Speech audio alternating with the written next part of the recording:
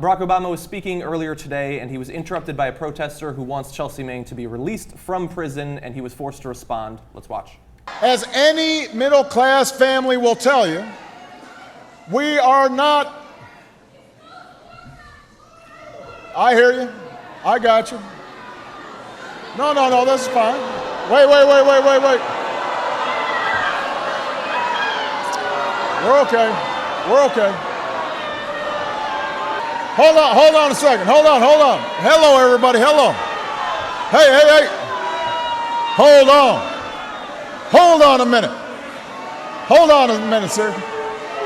Hold on. Can I just say that as hecklers go, that young lady was very polite. She was. And, she brought up an issue of importance, and that's part of what America's all about. And I'm going to ignore everything that woman just said. Yeah. And he went on to ignore it. But look, I actually think as a politician, he's masterful at how he handles hecklers. Only because he's the first black president and because he gets heckled more than anybody in the history of the presidency. You think so? Absolutely, wow. Okay, absolutely. I hadn't thought of it, though. He does not command the same respect because, and of course, I did not see the face. Now, this might be an exception. This is somebody who clearly is to the left of where the president is on this issue, if we're going to make it left and right. Joe Scarborough's there has to the never left. been anybody, even when the president's trying to quiet the crowd down. It has irked me from the very beginning with this president. There's never been a president who has been heckled, who is interrupted, whose wife gets interrupted, whose wife gets heckled in the same way in public forums as this. And I say it's about fucking time. I say it's about time. It pissed me off that nobody yelled at George Bush when he was spewing bullshit every day, or any of them. It's about time people stand up to their elected representatives and say shit because they don't have a forum to do it anywhere else. First of all, there are other people that should take the mantle of standing up to the president, or you stand up to the president at different times. Yeah, like journalists. Thank you. But they're not doing it, Michael. So now it's left to people like this or that woman from Code Pink to do it. And what they're saying is true. What they're saying. Very often they are, but the decorum around this president is unprecedented. Ever, Jimmy, ever. I actually think. Look, I'm somewhere in the middle of you guys. I actually think that it has been more for Obama, but there was this cult of around Bush that if you say anything, you should be arrested and you're unpatriotic. And remember the guy who went to say to Cheney the Iraq War was wrong, and he was immediately arrested by the Secret Service, etc. So they were more draconian about it. But they were also draconian about keeping people out. They were much more strident about who was allowed into their events. But then hold on, guys. Hold on a minute. Hold on. Okay. Now I think what's happening is that there's this frustration. Right? Hold on. No, he makes a valid point, and I want to address it. Now I won't. No.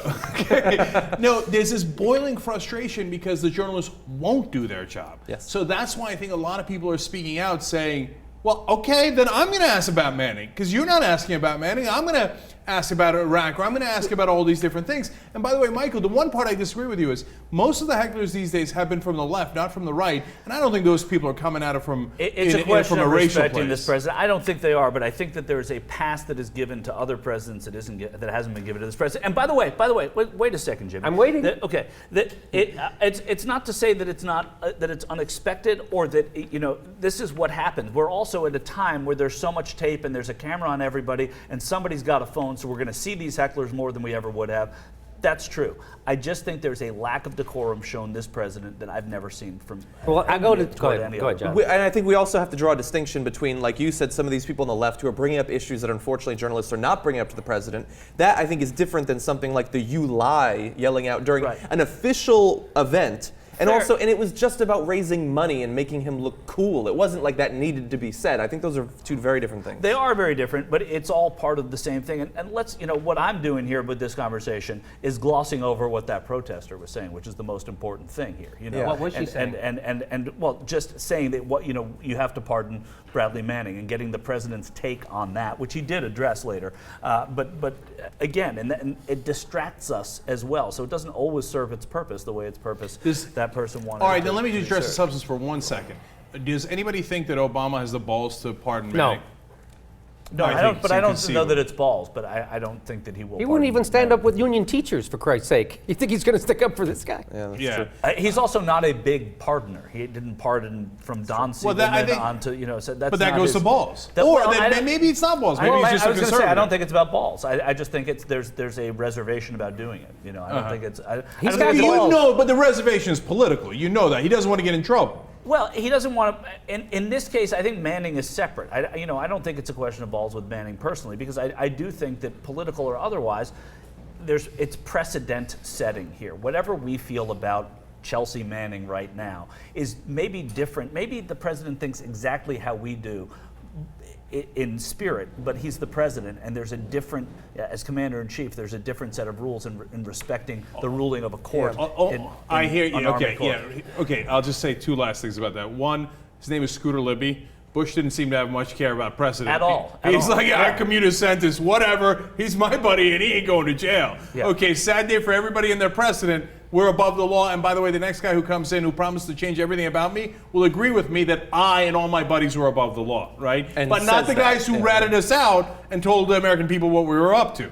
Okay, so that's point number one. Point number two is come on the pardons, right? The guy is scared. Oh my God, what if Fox News says I pardoned the wrong guy? And remember what happened with Frank Rich and Clinton, et cetera, and I'm not going to take that. So even if it means that Manning has to stay in jail, and by the way, a part of that point is, yesterday on the show I went over 5 cases, but there are many. There are at least 8 significant spying cases where they got a lesser sentence than Manning did. Even though they turned over the identity of our CIA agents who were likely to get murdered because of that, okay, to the Soviet Union, to the KGB, high-level CIA operatives, and they did it for money. They got less time than Manning. So there's no way you can justify this amount of time for Manning if you're President Obama, unless all you care about is your own ass, and you think, it might do me 0.01% political harm, so I won't. Can I?